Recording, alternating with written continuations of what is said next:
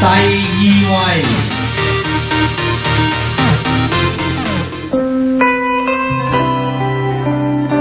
上個禮拜嘅冠軍作品啦，今個星期回落1級嚟到亞軍位，繼續榜上有名嘅 Kira 陳偉璇有呢首又過了一個年頭，不如放下一個念頭啊。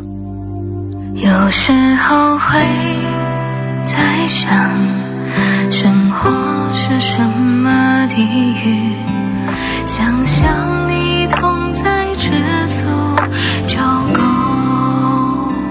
非常之治癒嘅一首作品啊！我哋好多時候每一年頭都會諗好多今年想做嘅嘢，但係其實我哋有冇真正愛錫過自己呢？